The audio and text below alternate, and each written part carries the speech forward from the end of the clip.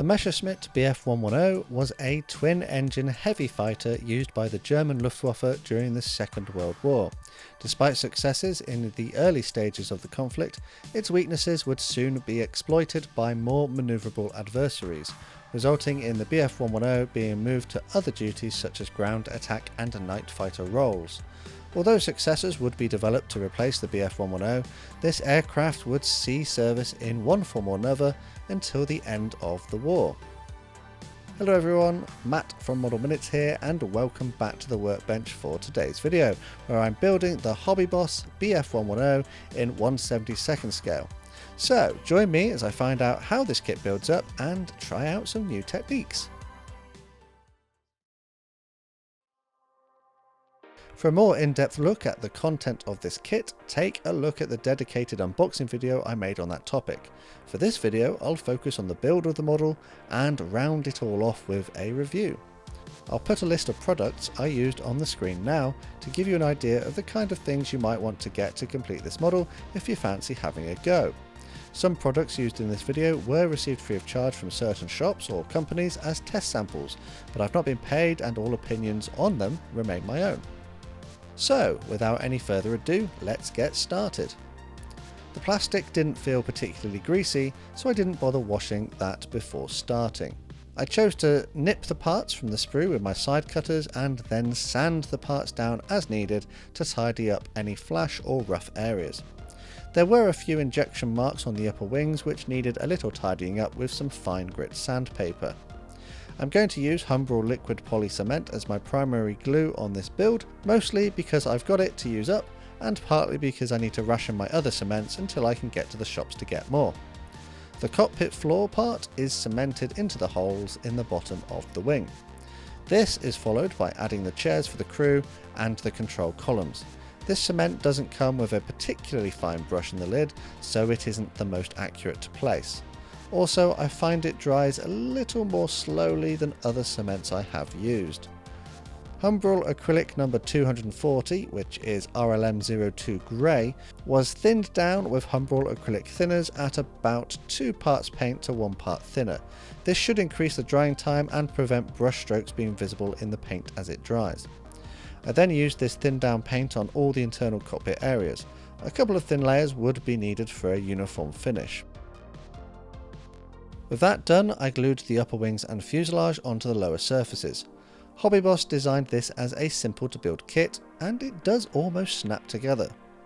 The horizontal tail surface was added onto the back of the fuselage. Then the vertical stabilizers were added onto their mounts as well. I had to take care to keep them upright as the glue dried though. The gun mount on the nose was then glued into place, along with the smaller part for the gun which protrudes a little bit more. These smaller details were cemented into their holes on the bottom of the model. The landing gear legs could be added into place on the bottom of the engine nacelles.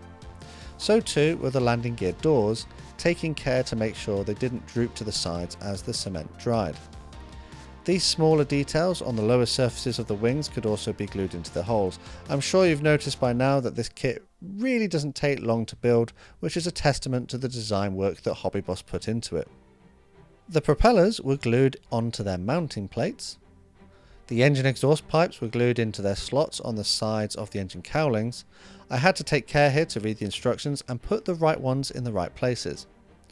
The propeller was inserted into the engine mount and then the retaining part placed on the axle to hold it in place.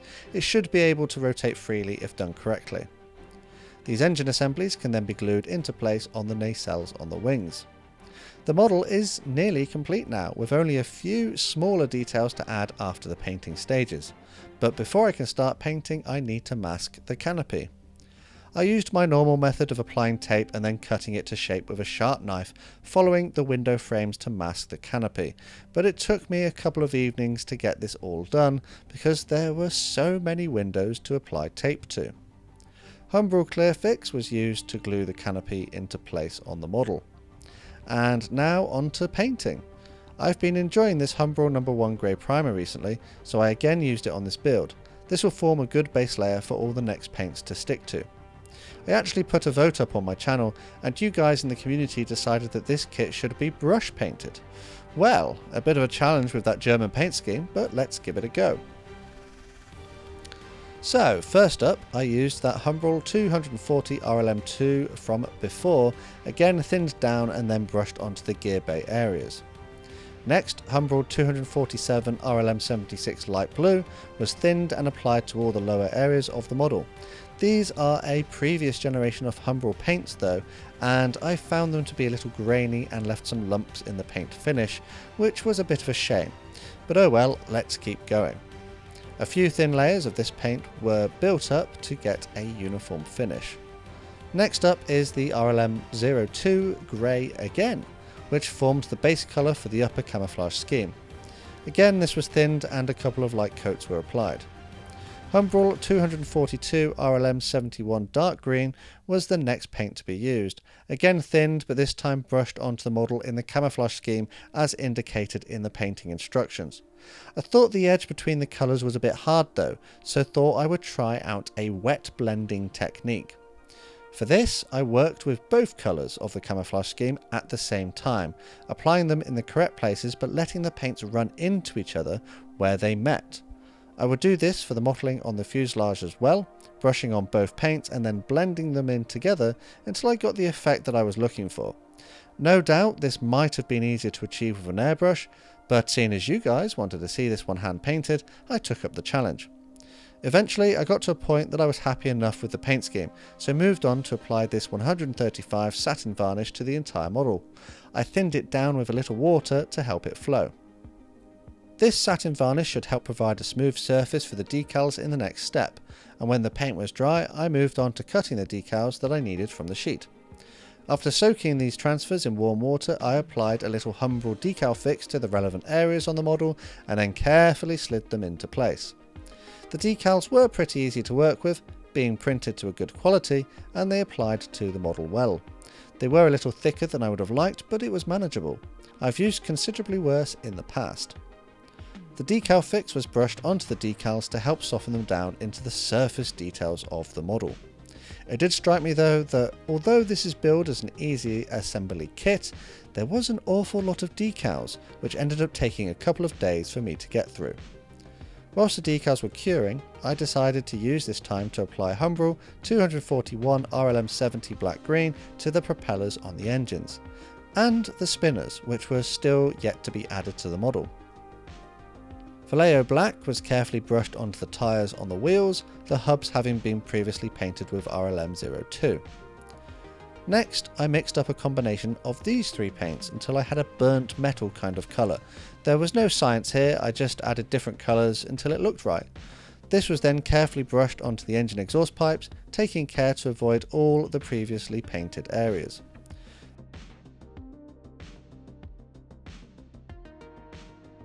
The gunmetal paint was now used on its own to complete the rear machine gun. I would also use it on the nose guns off screen. The satin varnish makes a reappearance now that all those paints are dry, but was mixed with matte varnish number 49 in more or less equal parts and was thinned with a little water as before. The varnish blend should give a slightly flatter look to the model, and it was brushed onto the entire aircraft. This should protect all those decals and previous paint layers from the weathering in the next steps. The Vallejo red from before was used to paint the tips of the spinners.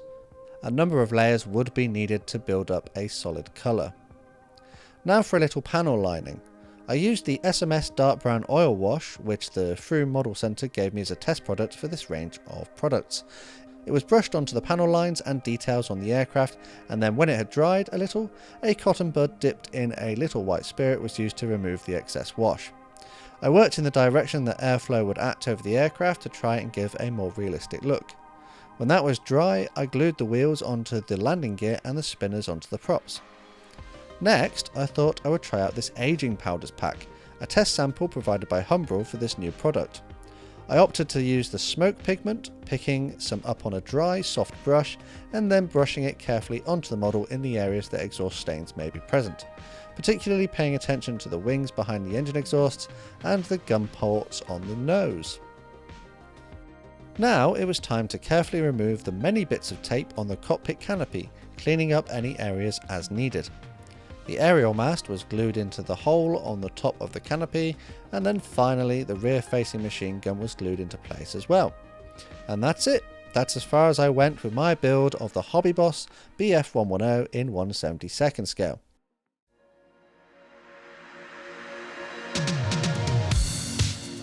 So, on the face of things, I would be inclined to agree with Hobbyboss in that this is an easy assembly kit, not putting up any issues with the build, and in the grand scheme of things resulting in a fairly quick build. This does, however, as a design choice on their part, result in some small areas which could be improved. In particular, that machine gun at the rear of the cockpit looks massively overscaled to me.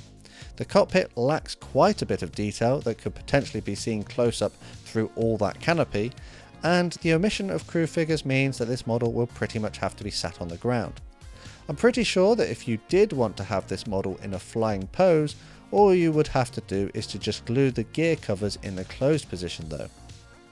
Another small issue is that this model comes with bomb mounts pre-molded on the bottom of the fuselage and lower wings, but no bombs are included. I'm not entirely sure, but I have the understanding that these mounts could be removed in real life by the ground crews, so find it strange that Hobbyboss decided to model them as part of the plane and not as an extra part which could be added if wanted. The areas that make this kit less easy are in the paint scheme. The Luftwaffe did like fairly complicated schemes which are difficult to replicate by hand painting. As mentioned earlier, an airbrush might have given better results. For a beginner though, if you choose this kit, the second paint scheme of this model might be a better choice. That one depicts a night fighter in an all black camouflage for nighttime operations. Another area I found this kit to be a little tricky was all those decals. There was an awful lot of them for a simple kit, and these took a few days for me to finish. Masking that canopy was pretty time consuming too, taking a few evenings to complete. Some pre-cut masks included in the kit would have been a nice addition, but I suppose that would push the price up. Speaking of the price, how much could you expect to pay for this kit? Well, at the time I made this video, this product was retailing for around £12 to £15 here in the UK, which would make it in line with other similar kits from other manufacturers. Given the simple nature of the construction and low part count with simplified detail, I would prefer this kit to be a little cheaper, but it's not exactly overpriced for what you are getting. Seeing as the tooling dates from 2013, it does feature the recessed details, good fit of the parts, and a minimal flash on the parts that could be expected from a model manufactured in the last 10 years or so. As of the date of this video, however, the 2013 version is the only version that I'm aware of, with no further reboxings or reissues being available. So for now, if you want this kit, this is the exact version you will get until Hobbyboss decide to put different schemes in the box. Maybe in the future. Looking at the techniques and products I used in this build though, the Humbrol acrylic paints, being pretty old, were not of the best quality, whilst the thinner did help increase the drying time and allow me to try out that wet blending technique. The old style Humbrol paints still suffer from that grainy texture, which I feel is quite noticeable on the lower side of the model. The wet blend technique is something I'd not tried before, and whilst I'm not entirely happy with the results in this build, I don't think it's too far off what I was aiming for. With a little more practice and refinement of this method, I'm sure there is potential to make it look particularly effective. I don't think by any means that this particular paint scheme is beginner friendly though. The SMS oil wash seems to be a fairly good product, and the Humbrol weathering powders were okay to use as well. Again, I think more practice is needed with these to get really good results. I think though it's time to start wrapping this video up. The Hobbyboss Bf110 in 1/72nd scale is indeed a model kit which is easy to assemble but lacks a few details as a result. The decals and paint scheme make the kit a little harder, but for a modeler with a little experience it could make for a rather convincing model. I'd like to give a quick shout out to my patrons and channel members for the extra support they give the channel. Massive thanks to these guys on screen, and if you would like to join them and find out how you can get involved, take a look at the link in the description. If you enjoyed this one, dropping a like and leaving a comment with your thoughts would be greatly appreciated. And if you are new here, subscribing with notifications on will mean you never miss a new modelling upload. Finally, the last thing to say is a huge thank you to you for watching this one, and I'll see you on the workbench again next time.